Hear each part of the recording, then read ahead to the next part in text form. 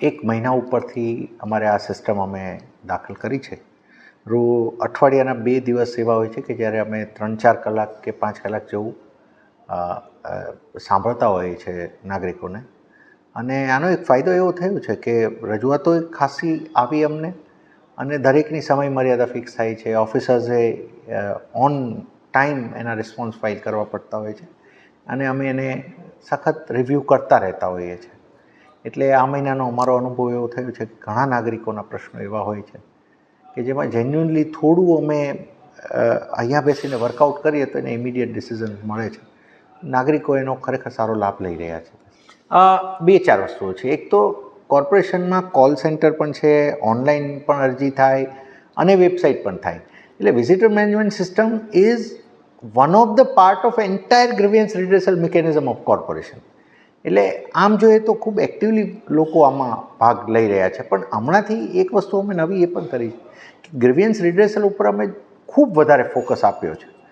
એટલે એના કારણે ઘણા લેવલ ઉપર હવે લોકો ઓછા થાય એવું પણ અમને દેખાઈ રહ્યું છે કે પર્સનલ વિઝિટ્સ બને એટલી ઓછી આમાં થાય છે. કેમ કે અમે રોજ બેસીને અમે રિવ્યૂ કરીએ છીએ કે તમામ પ્લેટફોર્મ ઉપર કેટલી ફરિયાદ આવે, એમાંથી કેટલી નિકાલ થઈને અમે હવે ઇન્ડિપેન્ડન્ટ પણ મોનિટરિંગ શરૂ કરી નાખ્યું છે.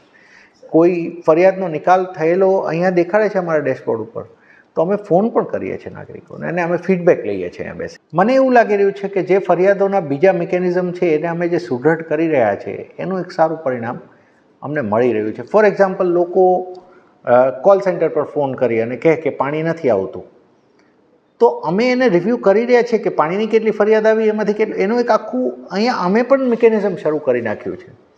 એટલે બાય એન્ડ લાર્જ પર્સનલ જે મુલાકાત છે કમિશનરની, એ તો એક છેલ્લું સ્ટેજ હોય કે કોઈ નાગરિક ફોન કરે, પહેલાં વોર્ડમાં જઈને ફરિયાદ કરે, ફોન કરે, કમ્પ્લેન રેઝ કરે, પણ નથી થતી ત્યારે માણસ કમિશનર સુધી આવવાના છે.